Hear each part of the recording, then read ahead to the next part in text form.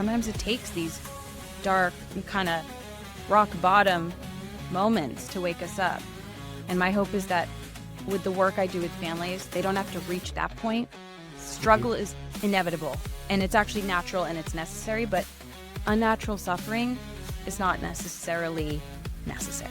If you're dealing with a 14-year-old teen who is saying, I hate you, Mom, and now he's 21 and he's addicted to cocaine, it's more extreme than I hate you, Mom. It's harder to get in, but it's still the same solution. Even the most mature teens, there's some things that just come with living and years. And this is why children have parents, and this is why it's so important to understand true childhood development. Because when we understand that, then we understand the teens that we're surrounded with so much better. If your teen feels like all they can say is only the good, who the hell are they going to talk to the bad about with?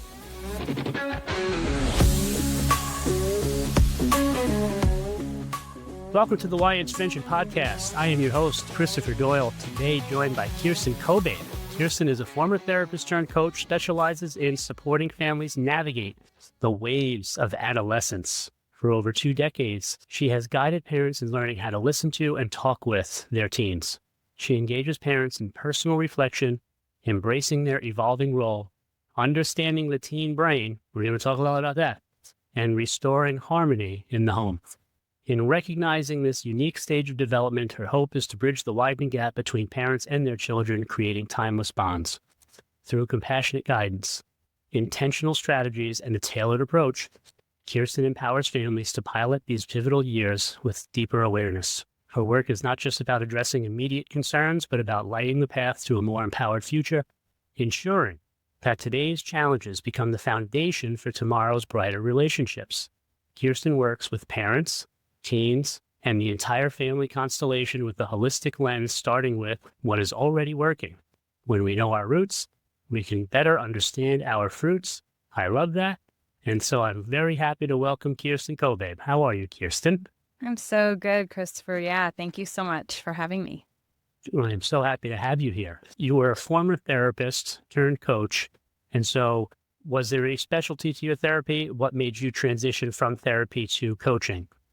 I've always worked with children and teenagers. Once I was old enough to work with teenagers, I actually started mentoring teens when I was 18 or 19, and their parents, actually. So it's been, a couple decades, more than a couple decades. And when I was a therapist, what happened was teenagers and children, preteens as well, they kept wanting to come back to my office, and their parents were like, this is great. They've never wanted to do this. I'm so happy that they want to talk to someone. And it was really because of my approach. It was never about a diagnosis. It wasn't, unless that was helpful for someone. It was really, though, about the human, what do they need? And some of my kids needed to dance. Some wanted to read me their poetry. Some actually just needed to have a complete hour of silence because their day was so full and crazy and intense, and they just needed a pause. And that was their favorite part of their day. And so my job was really just always to attune to what this person needed, what the child needed, what the family needed, and offer that as long as it was, of course, safe and healthy. So the initial reason, actually, I transitioned away from therapy was actually because when I moved to a different state, the state required me to go back to grad school and start all over again. And I was like, oh, hell no, absolutely not. And so that actually was just a catalyst of me realizing I didn't need to be a helper in that way or in that field. And I'm actually so grateful to be away from it now because so much of it I've never believed in and don't believe in and find actually not helpful. When we focus on the pathology or even just only the psychology, and we really miss out on the rest of the body, the heart, the soul, and everything else that makes up a human. So it's a great fit for me. And now I get to work with people in a way that feels more human with all of the pieces and parts in place and ethics that I learned in my extensive training and all the places I internshipped and worked. I have all that under my belt, but I get to work with people in a way that makes sense. This is sometimes an hour-and-a-half call with a teenager. Sometimes it's a 5-minute call. Sometimes it's a last-minute call, and sometimes it's texting with a parent. Yeah, well, we certainly have a lot of overlap there as far as, I went to school for counseling and all that stuff also, and then transitioned into now I just coach families on how to navigate addiction and getting their kids into a program of recovery. Yes. What would you say is the when you were working with the teens, like what's the drawbacks to the traditional therapy model to, like, and then because you started to do what you do now, you got to see, well, I'm fixing all of the, all of the downsides, if you will. Yeah. Well, with the previous model or with the therapy model, at least for me, as much as I loved so much of my time there and my work there, what was always consistent was this obsession with what's wrong and someone else thinking they know what's best. And this included really some unhealthy doctors that I worked beside and have some horrible stories there. And I'm not a black and white person this way. I think that the medical world has been incredible. I've been saved by it. I also think it can do so much harm. And if we don't recognize the bothness, we're missing a lot. And so for me, that focus on what's not working, while it's important, especially if it's an emergency situation, it's important, but usually it's not. And what I really felt called to do and continue to do is notice what was working, where the child felt joy, where there was connection, what is good. And let's pay some attention to this and grow from here. We know that humans are wired to do really well with positive reinforcement and do well in life when they're experiencing joy and engaged in meaningful, purposeful, passionate, authentic activities or relationships. And so this was really important to me always. Yeah. I think fixating on your whatever the diagnoses are or what you think that you're struggling with and then going through the stories repetitively, I think we're getting closer and closer to finding out more and more about how that's not really the best thing for us to be doing on repeat. Right. Focusing on just all of the pain and everything that's awful. Well, it's important to recognize if it's everything we're doing, that can be so looping. And personally, I've found the most success when I've incorporated that with someone I trust who I've been working with for almost a decade and EMDR or other even physical activities. There's another one that I do called Edu, and it's more body, but it's the same thing where my eyes are going back and forth and both hemispheres of my brain are syncing up and I'm rewriting the stories. And unfortunately right now, or maybe fortunately as well, we're in this part of our growth and our evolution as a society where we're maybe growing through the victim story, and some people are really in that. And of course, I have been a victim before. Many of us have been victims and had experiences where we're victimized. And if that becomes our entire identity, we're going to miss out on so much in this one precious life. Yeah. And when it's your identity, you can't help but be victimized, right? You're in the loop, like you said. So that's not an identity that you really want to take on. Yeah, it can only take you so far. Right. Very limiting. Yeah. Incredibly. Let's talk about the teen brain. Right, because you're an expert, and in talking about the teen brain, just ordinary development, I want to try and see where the overlap is as far as teens, just normal teens. Here's the normal teen stuff. And then when is it that we cross into, and then here's what's going on at teen brain where addiction is underway. Yeah. Well, so basics are there's the rewiring happening, right? Some pruning. There's this pretty active neuroplasticity. So there's lots of things shifting, changing, similar to when your child's a toddler, right? There's all these big expansions and new behaviors. And same thing happens in the teen years, but they're bigger and they're driving and they're going to parties. And so it can feel scarier. And it's important. It's important to pay attention to. And so one of the things that's happening is the prefrontal cortex is still developing, as we know, and sometimes into the late 20s, especially for males. And then we know that the limbic system is really active. And that's the part that's about emotions and risk-taking, just finding a lot of even excitement and risk-taking and stuff like that.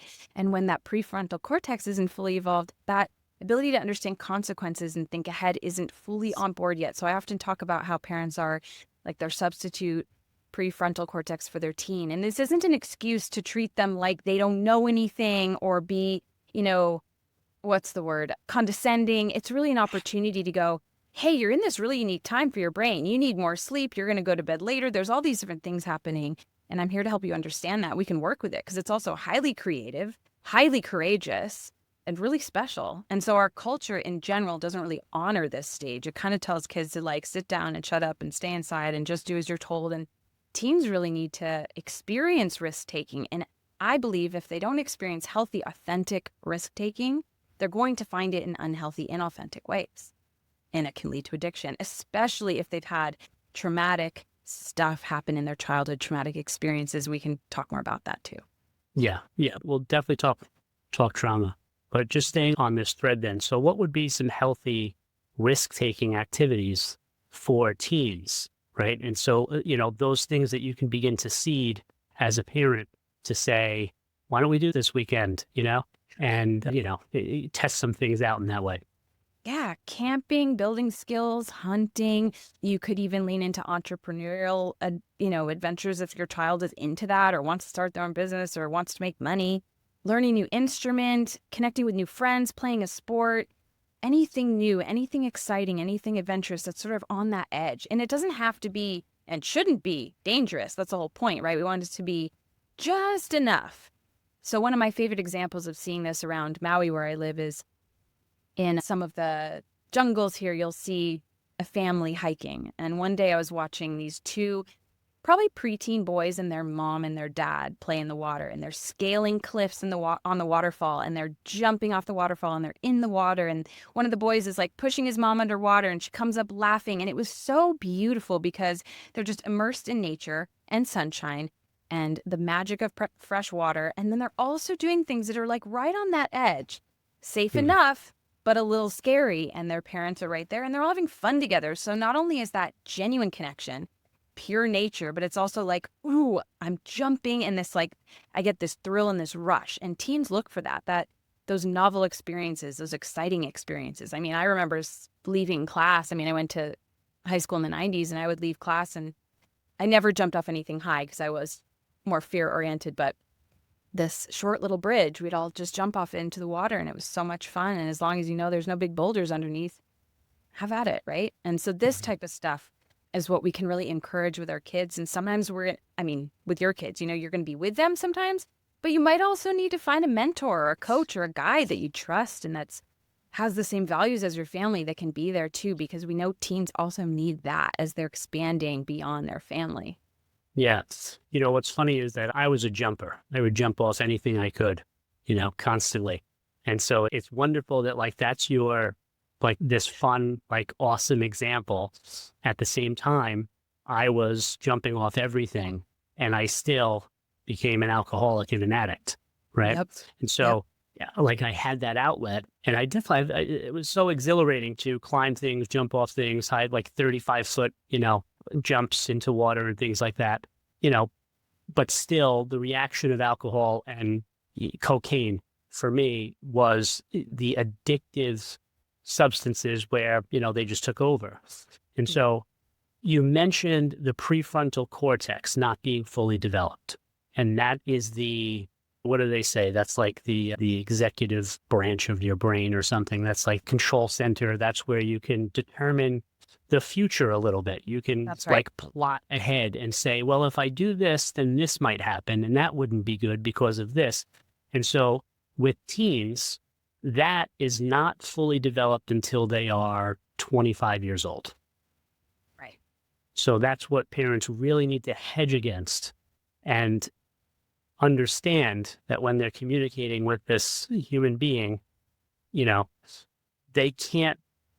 they really can't assess the consequences in the same way that you as a parent can see them.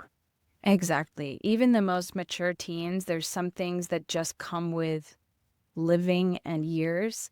And this is why children have parents. And this is why it's so important to understand true childhood development. Because when we understand that, then we understand the teens that we're surrounded with so much better. And not only that, but that they're so sleep deprived and lacking so many of these really critical childhood experiences. And I'm not anti-screens, but we know that there's an impact there with tech. And they need certain experiences to go through those milestones and learn those social skills and fall down and get back up. And so there's a few things happening all together in this modern age. And I also think that for some kids, the tech has been an incredible gift and has saved them and helped them communicate and make friends. So there is so much nuance here, and it's really important to honor that. And I think with the brain piece, when we do get it and we realize when they're tired and they're not being disrespectful or on purpose, there is a true lack of inadequate sleep right now that is affecting teens in multiple ways. And their relationships, their mood, their metabolism, all kinds of stuff, including their decision making, which is already tricky with that prefrontal cortex not being fully Mhm. developed. Yeah. Yeah. Lack of sleep is like being buzzed, It's like the Yep. equivalent, like if you don't get enough sleep, it's like you are buzz driving, Right. right? So the teens aren't getting enough sleep for sure. And then the screens and what's that doing? It's definitely a challenge, and it's setting kids up in a way where our society is becoming more and more addictive on the whole. And Right. that screen time, I mean, they are talking about like having bans on screen time, right? Right. Banning a phone, like various different states are talking about that, because it may be something that is just too powerful for their brains that are not fully developed. Yeah, it's a powerful, I mean, we're all captivated by it. There's so much to do. There's so many ways to engage. There's so much to learn. And so, just like with any tool, if it's not used properly, it can be harmful, even as something like a hammer. And so, how do we raise children? This is what I help parents with a lot, protecting them and preparing them and having really open conversations about reality, right? Teens are down with that. They're actually so not down with the like tiptoeing around stuff and pretending and all this fake contrived stuff. That's why so many teens are over school. Not only is it, dated beyond belief, but it's boring. And then also, this isn't even really what's going to be important for me in my future. And so there's a few different things happening, and I think we got to get back to just being really real.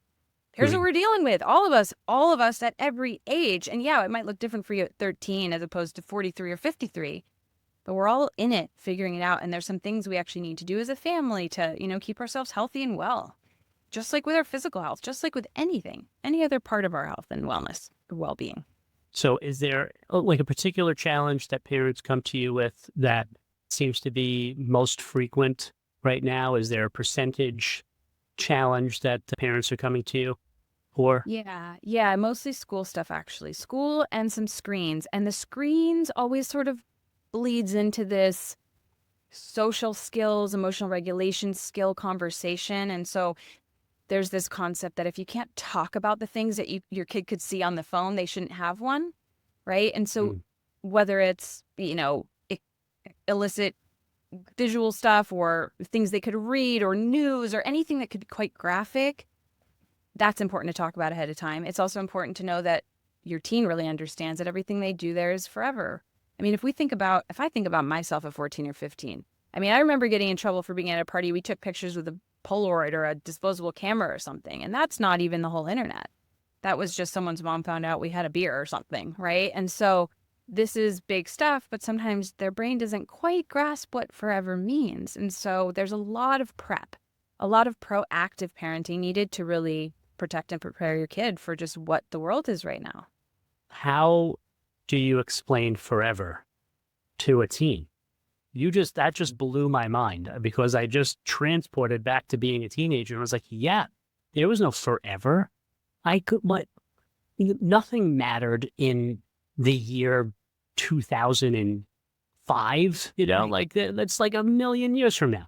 So how do you even have that conversation about like, there's a whole other life that's going to happen for you, That's a great way someday. to even say it. Yeah, that's an amazing way to say it. You're in this section right now. There's going to be another one. And my whole purpose as your parent or your guardian is to get you to that next place. And here's some of the things that every single person needs to know and needs to do and needs to not do. And I think it looks different for every family. Yeah, some teens are more wired maturely. Some teens are actually not as risk taking as other teens. And so those would be a different conversation. If you happen to have a teen that's like, thinks they're invincible and they're always on the edge, then they're going to need maybe more check ins, more clear boundaries, but also more experiences to play and do that risky stuff.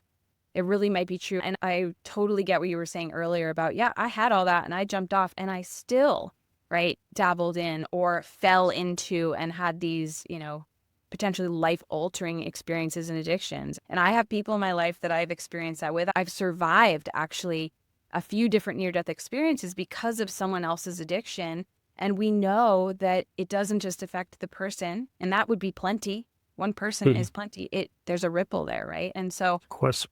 I remember one of the stories that really hit me, if I'm actually, this is coming up right now randomly, but I went on a field trip as a preteen, and I was also an artist as a child, and we went and saw this man painting, and he was painting with his feet. He had a paintbrush in his toes.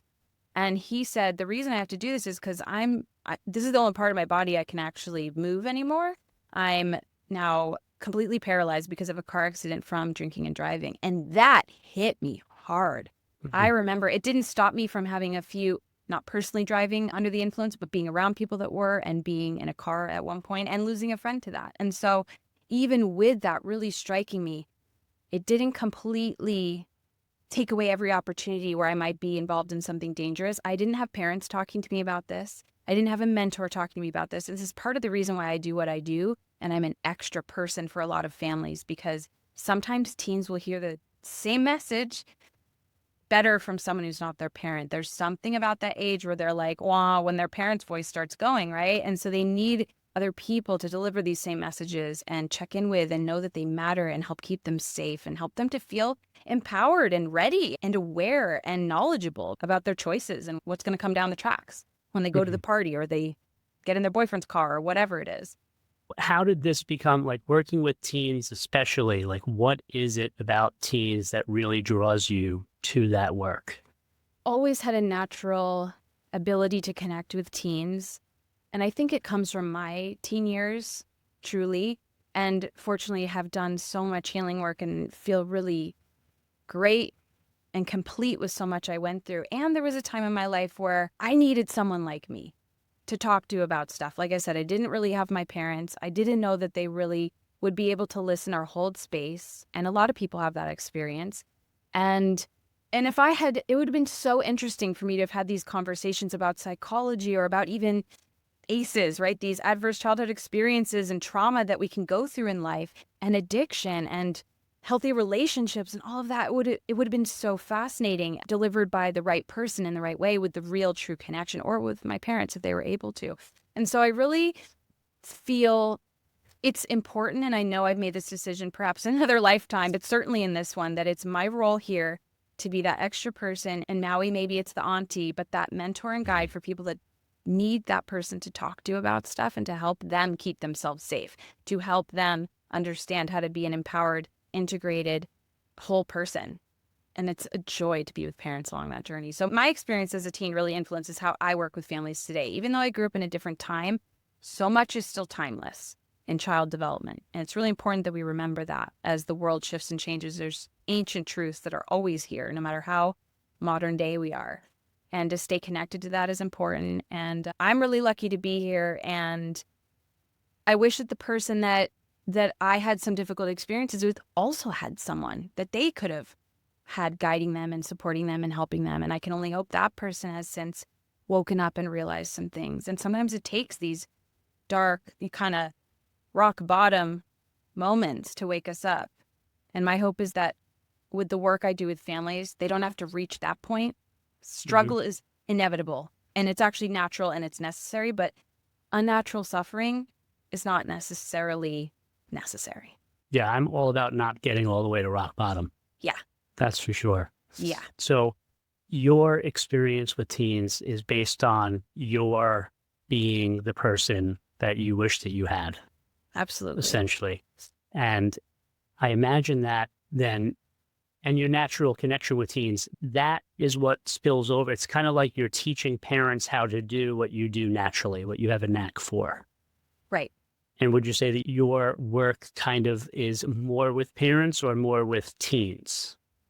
Yeah, great question. And yeah, that's exactly it. So when parents talk to me and they share what's happening in their home, I'm able to basically, and it's of course all with permission, like access their home in a way through them, and end up finding myself in the scenarios they're describing. And then I'll share some things and they'll end up saying to me, that's exactly what happened. That's exactly what my teen said to me. And so I'm right there with them and sort of I'm bridging that gap because I can feel the parents and what's so hard for them. And I can feel what was so hard for my parents. And I truly, deeply, honor that and then also can feel that for the teens too. And all they want is to be witnessed through what they're going through, to have someone hold really important space and boundaries. They won't tell you that, but they want that.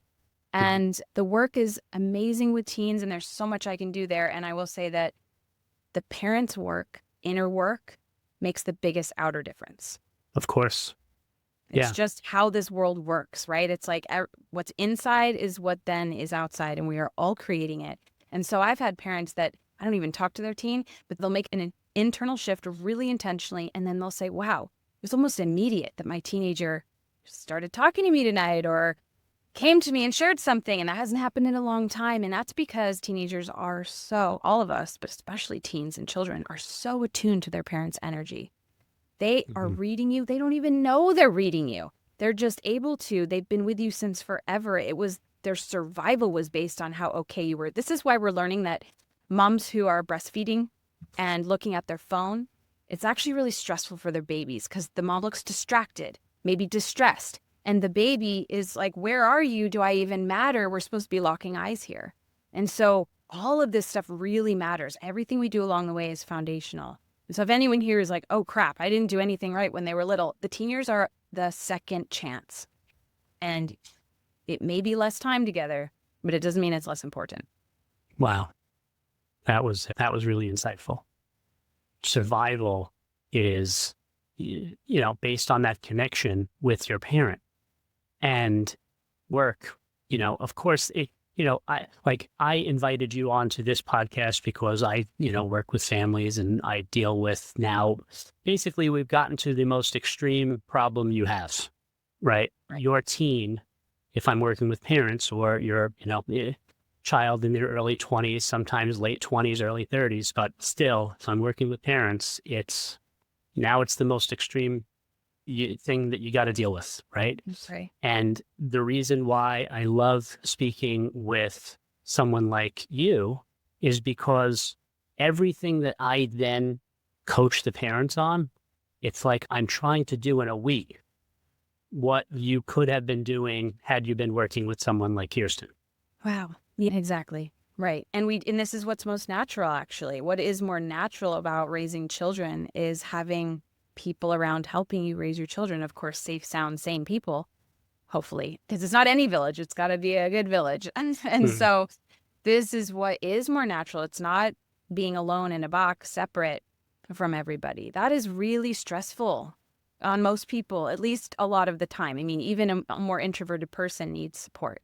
And absolutely all of this stuff matters because even the more, quote, mild traumas or stressors from childhood do impact children. They're so impressionable. They are looking around all the time, feeling everything. We know this. They're, again, that based on survival piece, and all they want is to be connected to their parents in a deep, real way, in a good way that feels amazing. I mean, if we really think about the whole point of being here. Yeah. I mean, I'd come up with a business idea when I was 15 years old, and if my mother smirked, I'd throw the whole thing out. Exactly. I have a memory of I had all A's, and then I had a C+ or a C- or something in a math class, and I remember my mom circled it and put a sad face, and I was mortified. And what's the better approach for maybe even your experience, my experience, these types of moments is, at least from my perspective, what is more human and actually even just more effective and helpful is like getting curious about that. Not because you're going to shake your finger and say that they're bad, but if my mom had asked, she would have found out that teacher wasn't a great teacher, that they weren't kind. I've even had teachers that have been inappropriate. And so we got to look deeper. We got to stay curious. And also parents need to know they can handle that. I think the reason that parents don't get curious is because they're scared of what they're going to find. And maybe with your mom in that moment is like, if she has a limiting belief about what she's capable of, she's going to have that for you too. Yeah, that was exactly it, because we've spoken about it. Yeah. It's a fear of, because she wants me to be safe and secure, right? And so she wants me to do something that's like, here's the steady paycheck, this is what you're going to do kind of thing. And so when I started talking about business ideas, you just, put her in a little bit of a panic. You were ahead of the curve because, this is what's happening now. And I actually work with a lot of families with this, with their kids that like trading or crypto or want to start a business. It's like, great. Let's look at that. How can they do that? Who are their role models? Who's already doing it? Let's go. And yeah, most parents do have that response that your mom had that's like, oh no. Sure. Yeah, of course. So what are some of the things that you find yourself telling parents more often than anything else, as far as just like, here's what you gotta know, okay? Your kids, like, we got their teens, and here we go. Here's 6 things, 7 things, 9 things, whatever it is, right? That it's like baseline. They need sleep. They're going to be moody. They're going to talk back. They're going to want to talk to their friends on their phone. You're going to have phone stuff, screen stuff, game stuff. That's more than likely going to come up at least a little bit. They're going to go to parties. They're going to be interested in dating someone. And let's see. Oh, and they might just hate school and need to complain about all kinds of things. And that negativity is an invitation. And so I always work with validating how hard it is for the parents first, because that's how I work with their teenagers too. That's how I work with everybody. Is like, where you're at is where you're at, and that's where we start. And then once we receive that witnessing, or we're all like this, then we can kind of be open to some other perspectives, especially when we have a good rapport going with someone. And so, and also it's really important that parents know that there's this like hijacking going on with teens right now, that whether it's the phone or the ideology or the group or the school, whatever it is, it's like pulling for their attention. And it's really important that we teach teens how to think critically and have discernment. And this is why when teens are like, I hate that teacher or that class or that homework, I'm like, great, they know this does not feel right for them. Let's get curious about that, because we're either going to find out it's important and they need some help and there's a reason for that, or it's actually not that big of a deal and you don't have to worry about it. And both of those things are really important to know, but we won't know that until we get curious. And that talking back that you might get from them, that's them actually learning how to process frustration, jealousy, feeling disappointed, and you're their sounding ground. This is an invitation. Same with their complaining about school. Instead of just what was good today and look on the bright side, which is important in life, it's also important to go, and what else happened? Like, what's the full picture? Because if people feel like, if your teen feels like all they can say is only the good, who the hell are they going to talk to the bad about with? Most people don't have me or someone like me. I had a me like for a couple minutes every day, and it was my art teacher. And that just helped so much. I can only imagine how much it would have helped if there was someone that I knew I could just call about anything. Yeah. And you can be that person as a parent. You really can. It's totally possible. I've seen it happen. Yeah. So what do you do with the parent that comes to you then and says, like, it's a real struggle for them to open up? I guess it's a two-front challenge that I have for you here, right? It's like, so that your teen having that read on your energy, the energy is coming from whatever inner work and whatever healing you've done, whatever addressing your own trauma that you've done. And if you do that, then you're able to communicate in a more effective way, because your whole energy is shifting, right? You're shifting the paradigm in your home. You're shifting the dynamic between you and your child. So how do you get them to do the inner work? Number one. And then number two, I guess if you do the inner work, then this isn't that big of a challenge. But I think on the front end, they'd probably be like, I can't talk to them.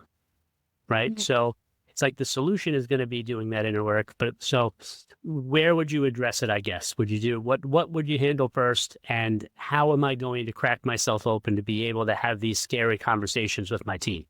Yeah. Sometimes I don't know if we can have those scary conversations with our teen if we can't have them with ourselves.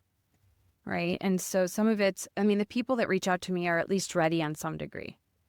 And I meet everyone where they're at as best I can. I'm familiar with the stages of change, which is usually about substances, but it can also be, it's just this barometer for where people are at, right? Do they know there's an issue? And so sometimes I'll even ask, well, what's your biggest fear? Or I'll ask what do you need to wake you up to help you see this? But usually the people I'm working with are already aware that there's something up. And since we are in this sort of place of parents realizing, I really do impact my kid, or I realize my parents impacted me, so I must impact my kid. We're in this place, fortunately, in the world. We don't need it to become our whole identity, but it is true, right? We impact each other. And so what is the biggest fear? What are you afraid of? And sometimes what I realize from parents is they're running from that, and that's making them act in ways that are just not very loving, or that they're justifying their cruel behavior because they're just trying to keep their kids safe and they care, right? That happens. There's a really great book called The Bonds That Make Us Free for anyone that wants to dive deeper into that. And also what I find is when I ask, what are you scared of? Sometimes it's already happening. They're like, well, I'm scared they're failing or they're upset. I'm like, well, they're already failing and upset. Okay. So like, here we are. Like, it's already happening and you're both here and you're both alive. And I don't minimize it, but I just help them to see, hey, maybe it's already happening. Or if it's not already happening, I'm like, okay, running away from that's actually just inviting that. And so I'll be with you in this. Like, you're not alone in this. It feels like it for sure. And we can be together in this if you're ready when you're ready. And I Yeah. really can never push anyone to be in a place they're not ready to be in. It's all with consent and permission. And that's the way. And everyone's on their own timeline there. And sometimes those kids really struggling is what helps those parents see, okay, I gotta look at something. Are there any big no-nos that you communicate to the parents where you're like kind of the flat out, here's what needs to not happen, or, really don't do this? I mean, in a perfect world, we wouldn't put anything on children that's too much for them to hold or that's not theirs. And if we did, we'd be accountable and we'd apologize and we'd show up as responsible adults, responsible just being like, I'm responsive to this scenario. And of course, in an ideal world, children wouldn't be hurt or abused in any way and they wouldn't have to grow up so fast. Childhood is sacred and it's really important actually. The better the childhood someone has, the better adult life they can have. And so it's worthy of deep care, not neurotic protection per se, but very aware, intentional, clear, honoring.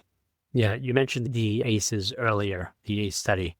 And so since you just mentioned, I mean, the better the childhood, the better the outcomes, right? And so if we have our ACEs that happen, and like really bad outcomes, they actually show bad outcomes as far as like physical health that can lead to literal heart disease and cancer and diabetes and asthma. And, so those physical effects, but also suicidal ideation, suicides, drug use, alcohol use, and then obviously addiction and everything else, right? And all the other mental health concerns, depression, everything. So for everybody, or who doesn't know what the ACE study is or, what the ACEs are, why don't we dive into that a little bit?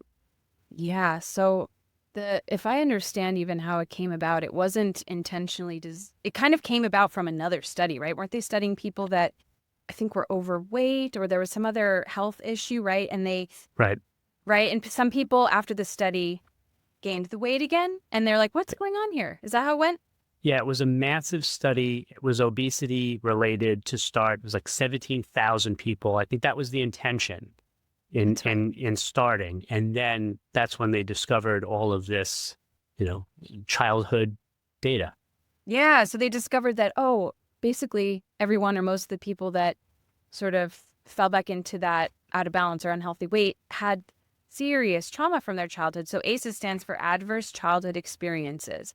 And when we look at this, we can easily see that the kids who had more of those and the kids who have more of those tend to find themselves having other serious concerns in life, like you just listed. Any of those things are more likely.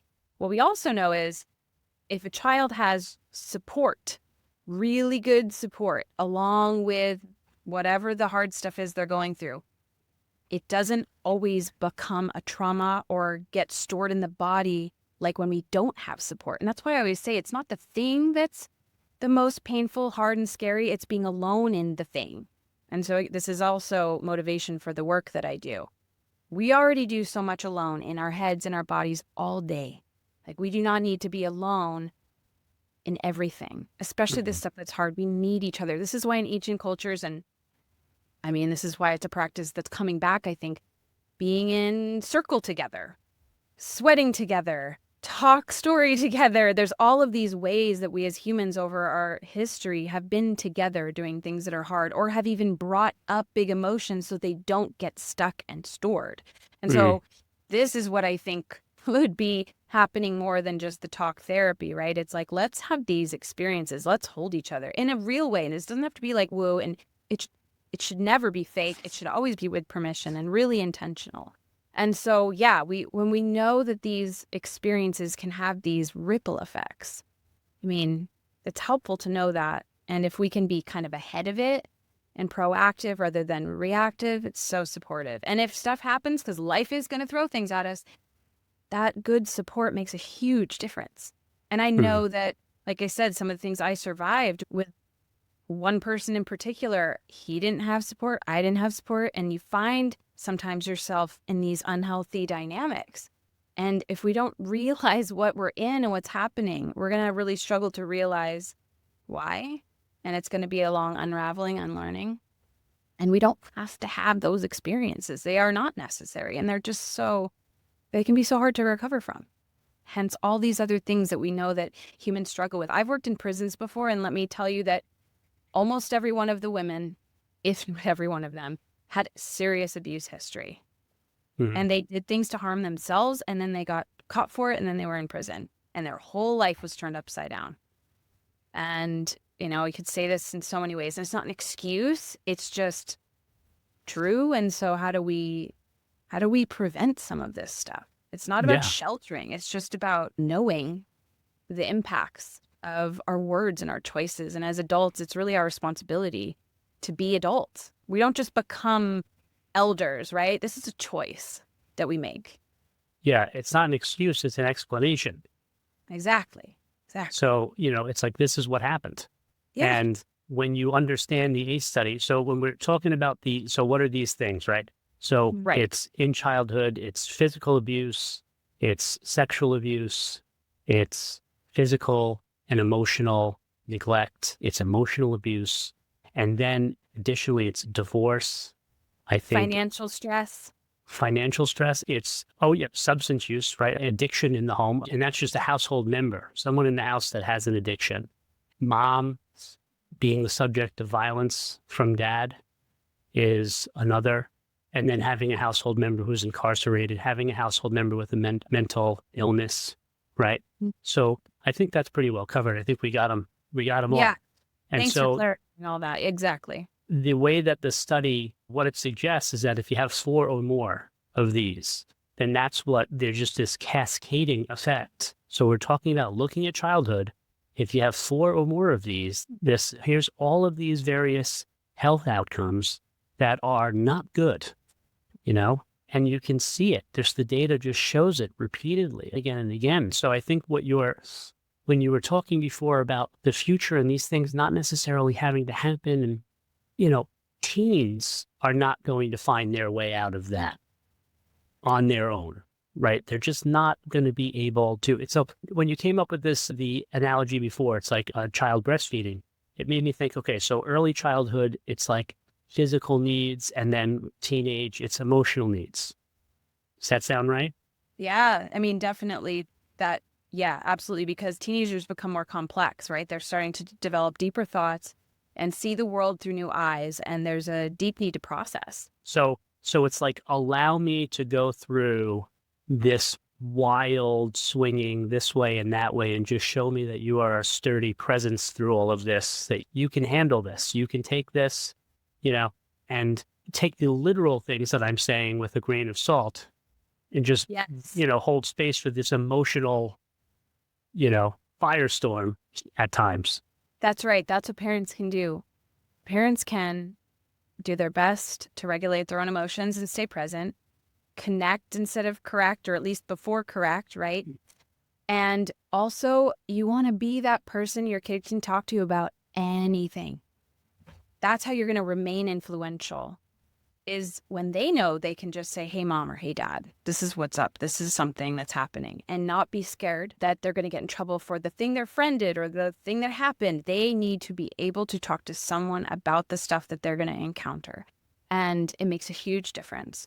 And when we can say, instead of, how dare you, I can't believe you drank at the party or whatever, it can be really impactful. And hopefully you've done some setup, right? You want to make sure you talk about this before your kid goes to a party. But either way, saying that is so different than saying something like, oh, well, what did you notice? What brought you to that decision? Did you notice, what did you feel? And really open, not leading. Create space for that so that they can start to learn about what it does to their body, what they noticed in their friends, all these other even deeper conversations, consent and emotions. And their brain. I mean, so much can come from these conversations. And I wouldn't rush it. Sometimes it gets exciting for parents, but you got to keep your cool. Yeah. Break these into 3, 4, or 5 conversations. Exactly. Yeah. Preferably before they're even at the party, but especially before. And then also if you forget, or if your kid has found themselves in a scenario you haven't covered yet, because that'll happen, that's okay. You can still do the process after. There's a few things you want to make sure they know, right? Just since we have a fentanyl crisis that no one talks about, right? This is important to make sure your child knows this, right? It's different state to state, but this is stuff that if we know what's up, we can at least, plant those seeds, make the really firm boundaries super clear, but not because you want to come down hard, but because, hey, I want you to make it to 30. I want you to have a great life. Here's some of the things we all have to be aware of. It's not just because you're 15 or 18 or 21. Right. Yeah. And I mean, so if you're afraid to have that conversation, that's where I come in, right? But like, if you are afraid to have that conversation, you have to get over it because of how dangerous it is, right? To what you just said, we all have to know this, right? So I can't put off having that kind of difficult conversation. And then if you can have that one, well, then you can have all the other ones, right? Yeah. Like everything in between, you can start to, address and talk about. But yeah, you want to be that curious, not punishing, Right. like connect before you correct, as you said. That's great. Yeah, you got to keep that authentic relationship going. They're hardwired for this, and it's natural when they're little, and then it really becomes your job to keep that open as a parent when they're teenagers. And it's so scary. And I honestly feel so for my parents. I'm sure they did everything they knew how to do, and they did a million times better than their parents. And hopefully we just keep doing that as we go through the generations. And when your teen does know you're their person, you get to have all those conversations, even if they're scary, and maybe practice with someone. Sometimes we practice with the parents that I work with. Let's go over what that might sound like. Just so, because sometimes the brain is so scared of that stuff that it's even trying to prevent having conversations that would be helpful in the relationship, because like, oh my gosh, this is too much and I can't do it and I don't know what to say. But sometimes when we walk through those scenarios, or even our worst case, we realize, oh, I can do that. Even if it's not perfect, it's okay. It doesn't have to be perfect. I'm totally capable. And your teen wants to feel like you are capable and you can hold your own and you can hold them and you walk the talk and you really are a grown up. Like they're going to roll their eyes and they're going to push back. That is their job.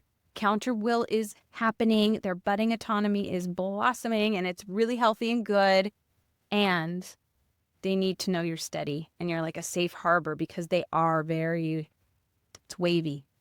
Yeah. And they're hardwired developmentally to want to push away from their parents also, right? That it's necessary. It's like, tribal, like you have to get out away from the tribe to meet other tribes and, that kind of thing. So it's by design that they're pushing away, but you want to be the person that they come back to. You don't want them to go away and stay away. No, right. They're wired to spread their wings and good. And yeah, you want them to want to come back and want to circle back to the nest, report on what they've seen, check in with you, talk about stuff, figure it out. If they know that you're into that, you're going to get that. And that you're capable of handling it. Exactly. If you're capable of handling it. Yeah. You can't say, come to me for anything. And then the first time they come to you, you just totally lose your cool. Right. They'll be like, okay, never mind. And then who are they going to go to again? I mean, for a lot of teens, there's not a lot of options. If they're lucky, they have like an uncle or an aunt or something, but not everybody has that, especially with how busy everyone is. And so this isn't, I know it's hard and it's also so important. And there are people, willing to be, honestly, I'm like with people, sort of like part of their family. Especially when I'm on those phone calls and with people, there's nothing more important to me. And I imagine your work is so similar. It's just so important to you and means a lot to you. And you bring a gift. Yeah. My work is an extension of your work. It really is. It just feels like it's, we could take this conversation in a whole lot of ways. We could do a whole other podcast, but it's like, I just feel like to have the steady consistency of what I believe it is that you likely do with parents and with teens is, is just what I am looking to instill. But unfortunately, it's like you are shot out of a cannon, and we just got to do this midair now because your kid is addicted to heroin, or your kid is, is on the street. And it's just, we have to do this now. And I want to get to it earlier, right? I'm Me just too. constantly looking to, I just wrote a book called Stop Addiction Early. So I want to get to it sooner and sooner, because that's the biggest, what you said about the ACEs and if you have 4 of them, and then it was like, well, what are we going to do in the sense of, well, if we're not going to be able to prevent it, ideally, right? It's like, ideally it doesn't happen, right? But if they happen, it's not as though all is lost. It is a simple thing in the fact of, you have to be a present parent, and you have to be able to talk about those things so that they feel seen and they feel heard and they feel understood, that they feel like someone is in their corner to help them process through these difficult things that may have happened in those categories, whether it's physical abuse or sexual abuse, emotional abuse, a divorce, all of those, things, they can't be avoided. Because if it's avoided and then your child starts using substances, which they have like a 93 to 97% chance of doing in their teenage years, then it's like the train is leaving the station.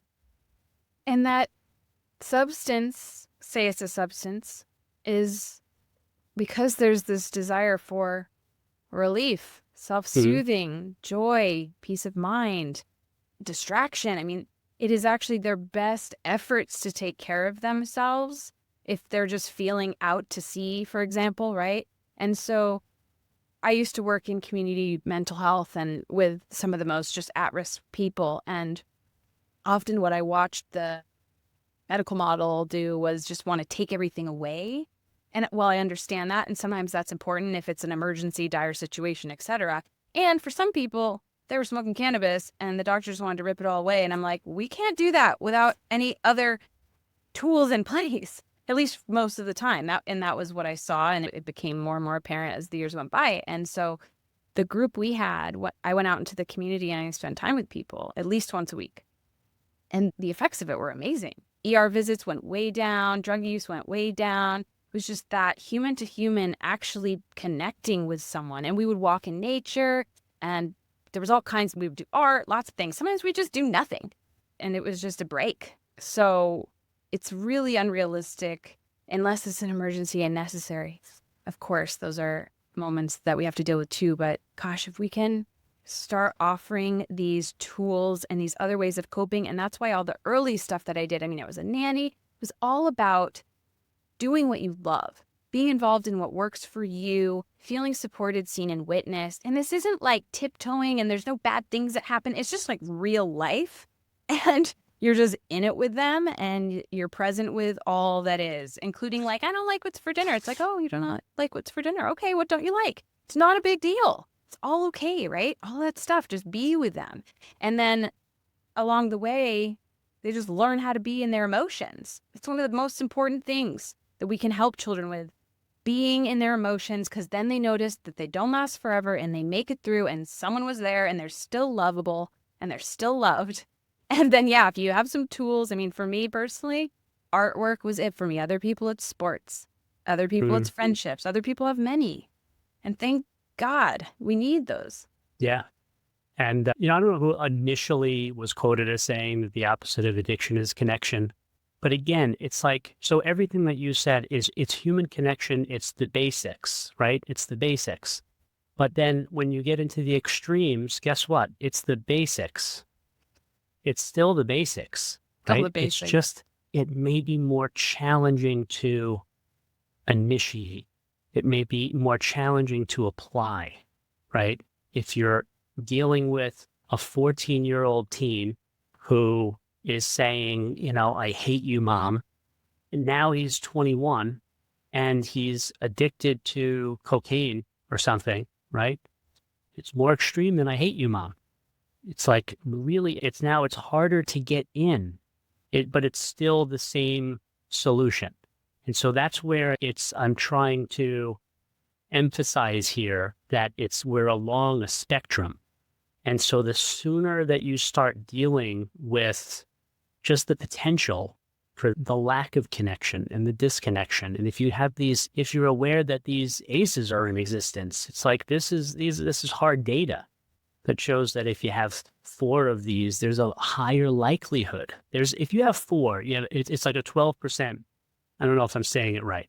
Is it a 12% chance of developing an addiction, or is it, like 12% of people that had it were, I can't remember the stats. I think of it so generally as like the more you have, the more likely it's going to be tricky in these ways, especially if your support wasn't also high. Right. When your support is high, it changes everything.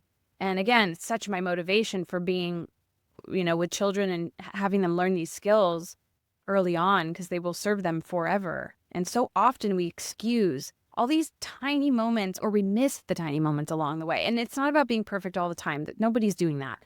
But that tantrum they're having, that, like I said, the dinner they don't like, or the friend that was mean to them, all these things along the way, even before the teen years, these are all opportunities to just be with them. And it doesn't mean you're like hypermentalizing everything. No, it's all age appropriate, of course, and all manageable, and you're steady and you're there and it's doable and we'll make it through. And that's the whole thing, but we can't skip over it. And yeah, it's also, if anyone is dealing with this stuff in a tough way, I think that stages of change model can be helpful, because if someone's not even aware there's a problem, it's very different than someone who's aware that there's a problem, and we would speak to them differently. One's more about planting seeds. One's more about, okay, let's make the plan. What are we going to do to get you out of this scenario or change your behaviors or whatever it is? So super important to know where someone's at. So problem unaware, problem aware. Right. And then what are the rest of the stages? Right. Maybe it's changed. So I think about it as contemplative, preparation, action, and maintenance. Right? Those 5. And it really does change the dialogue about, but I like how you said it. That's even just easier to remember, right? Aware that there's an issue or not. And so we're going to talk differently to someone if they're aware versus not aware. We're going to have to plant some seeds. We're going to have to ask some reflective questions if they're not aware yet, and hope that some things click, right? Yeah. I mean, with addiction, it's problem unaware, period. So that's what is what's so difficult about if your teen develops an addiction. It's that the delusion of addiction itself just convinces them that there is no problem consistently, 100% of the time. So that's why it's like you've run out of time on, you know what I'm saying? Like, we don't have time to do it slowly now. We have to pick up the pace, but it's the same solution, right? So that's what I'm, like, that's just where my heart is at right now, that it's like, you know what, to take it to a different place, it's like I was working with someone who's reaching out to me for a man in his early 60s who's never stopped drinking his entire life. Guess what? That's like stage 4 alcoholism. It's so challenging at this point to get that person to agree to get help for a problem they still don't believe they have. Right. 5 decades in. That may have helped them, quote, helped them at one point, right? Usually these 100%. Tools are full at some point. Yeah. Well, obviously, and what we've said before, right? Alcohol is the solution to the problem, not the problem itself, right? But dealing with that internal drive, the things that are making us do what we're doing, is obviously going to be the path to recovery for everyone, but it doesn't have to get to the extremes. So when I was in college, well, not college, I was getting my certification to become a counselor, right? And that's when I first learned about the ACEs. And I remember seeing those ACEs up on the, PowerPoint slide. And, me being a person in recovery at the time, I'm looking at them and I'm like, oh, I've never heard of this before. What is this? And it just kind of struck me. They weren't in any particular order. It was physical abuse, sexual abuse, emotional abuse, and then, addiction in the home, right? And then the rest. And as I looked at it, there were two things that struck me. One was there isn't a thing on that list that isn't affected if you have someone in the home that has an addiction. If someone in the house has alcoholism or addiction, it could lead to any of the other ACEs, right? Yeah. And then the percentage-wise, physical abuse, sex abuse, emotional abuse, neglect, and incarceration, divorce, everything, right?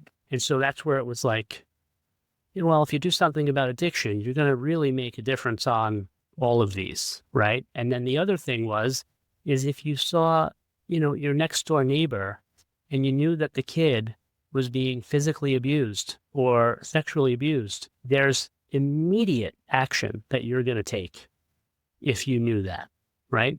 But for some reason, if you know that mom or dad is an alcoholic or an addict, and you're watching the next door neighbor and you're seeing that kid, and you know that they're being impacted by that, the typical response is like, oh, too bad. It's, too bad for that kid. Instead of thinking, what action are we going to take? Noticing that this child is in an environment with parents or a parent who's struggling with addiction. And so that's a message also for any parents who might have a significant other who is struggling with substance use and addiction.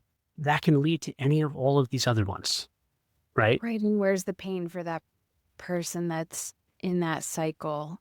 And this is actually even reminds me of the question you asked earlier.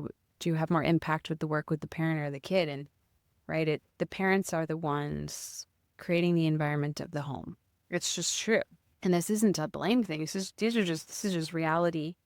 And then this also even brings up other pieces and parts. We could go in a million directions because the lack of trust and faith in systems is so low right now that how can I even help this kid? Who would I even want to call? Right. Who's actually going to care about this in a way that I trust? I mean, not everybody thinks like this, but some people do right now, right? And so it brings up so much. Or that person maybe is reminded of their dad, or, there's so many things that can happen when we're watching someone in an addiction spiral or place, because so many of us have personal and or professional experience with addiction. It's everywhere. And so are a lot of the other ones that you mentioned. And we even know that boys and girls, unfortunately, boys almost experience some of this stuff just as much as girls. It's just not as reported as much, right? Children are so vulnerable. And truly humans are both so fragile and also incredibly resilient with the right support. Right. And sometimes, even if there's some scenarios where your kid might be struggling and there was no abuse in the home, there was no divorce, and it's like hard to figure out what happened, why they went on this path, or maybe you just don't know, right, what happened. There's so many different versions of this story that, I'm sure everybody who listens to this will have a story of their own. Yeah, I mean, that brings up a point where I'm happy that you said that because, Gabor Mate says it's not, it's not why the addiction, it's why the pain. What he's highlighting there is that we all had these painful experiences, that trauma is what is leading to addiction. But here's the critical point, right? Is that not everyone that has trauma becomes addicted to whatever substance, but they could be drinking, they could be doing cocaine, they could be smoking weed, they could be taking opiates, when they maybe had a surgery or something. And they have trauma. They might have 5, 6 of these ACEs and no addiction. And then you could have someone, like you said, where it's like 1, maybe 2 ACEs and full-blown addiction, right? Yep. And so not everyone who has trauma becomes an addict, but every addict has trauma. Yes. And being on planet Earth is actually quite traumatic. And very difficult at times. And even for those of us who are some of the luckiest on the planet.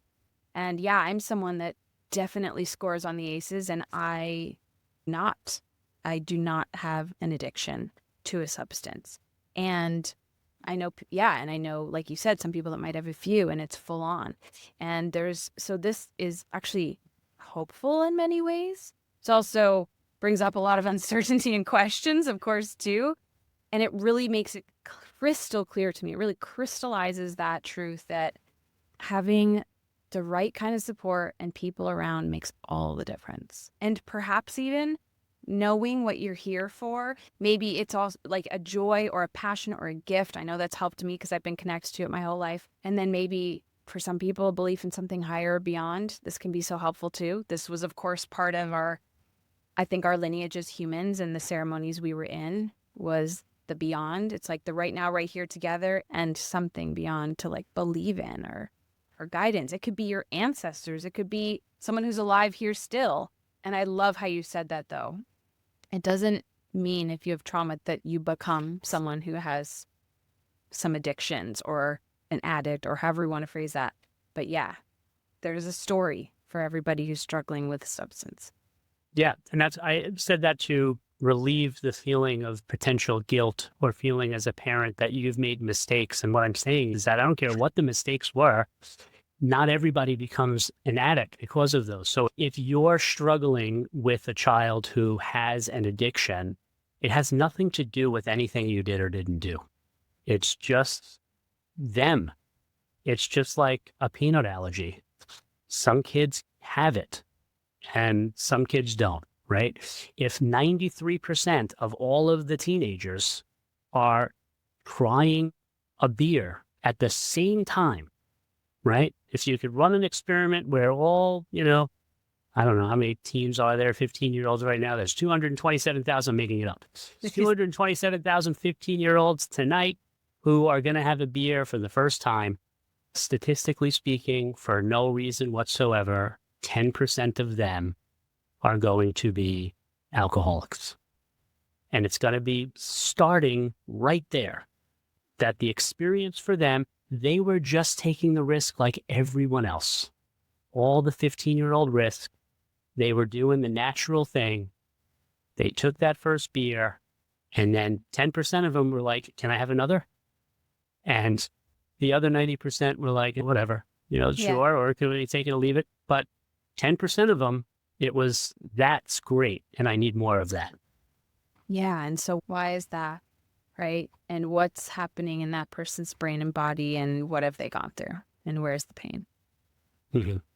And that's going to be the ultimate solution, is get to the heart of that.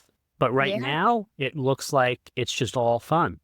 There's no reason to have any concern whatsoever, because they might be, my experience of it was, like, this is a euphoric experience. It's the best thing that ever happened to me. This is now the solution. I'm going to do this for everything all the time, whenever I can. It worked. Exactly. It worked. It felt like it worked. This works. And now things make sense. And so of course I was going to do it. Of course. And this makes so much sense for all humans, and especially for teenagers if they are in that place of the making new connections in their brain, right? What works? What feels good? What did I like?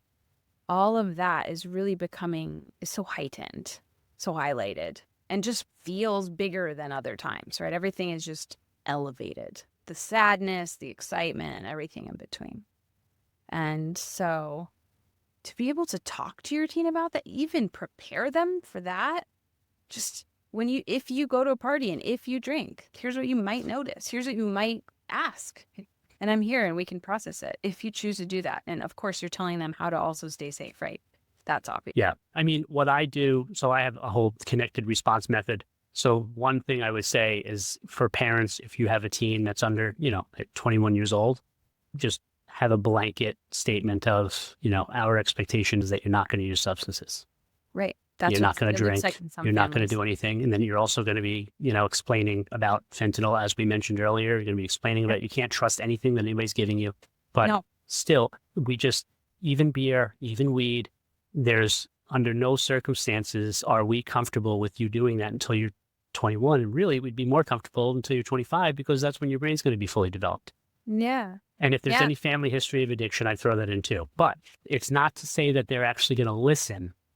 It's just to have that boundary setting conversation so that then if it happens, you can have the follow-up, curious, non-punishing, tell me what happened. How did it feel? What was good about it? What was bad about it? How did you find yourself in that situation? Right. What did you try to get out of it? Did you slow down? Did you just jump right into it? Like curious about what happened and then reiterate, okay, but still, under no circumstances do we want you to continue doing that, okay? Yeah, and these questions are what's so powerful about questions like that are curious and having those expectations set while still somehow also communicating you're their person and they can tell you anything. Those reflective questions are planting seeds inside of a teenager. Those questions that you ask then become their questions that they ask themselves. What am I noticing? Am I going slow? Am I going fast? How am I making this decision?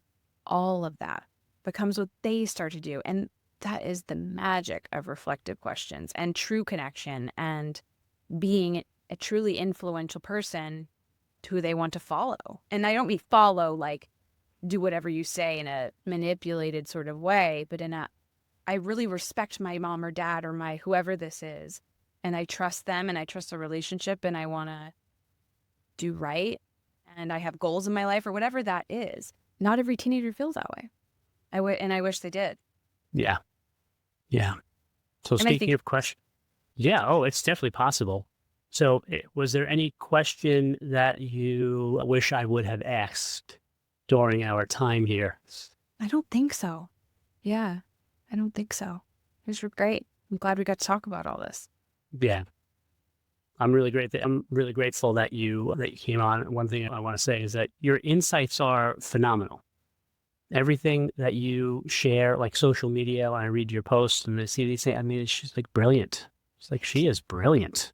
Like you really strike the core of something on every single thing that you say, And so, I really appreciate coming across your post. I was really excited to be able to reach out to you and that you accepted the invitation. So thanks so much for doing this. So where can people find you? Well, it's truly an honor. And I'm so grateful that you're involved in this work as well, because just you can tell how much it means to you. And people are at the end in some ways and in a really important point when they come to see you. And it feels very scary and overwhelming and just the worst of the worst. And so to have someone who wants to be there with them is remarkable. So I am grateful. And I'm so glad you reached out. If people want to find me, they can find me on Instagram at Kirsten Cobabe or kirstencobabe.com. And I also have a parenting group. And you can find that eventually on my main website. But right now it's at parentingwave.com. Excellent. Thank you so much, Kirsten. This was awesome. And I'll talk to you soon. Thanks, Christopher.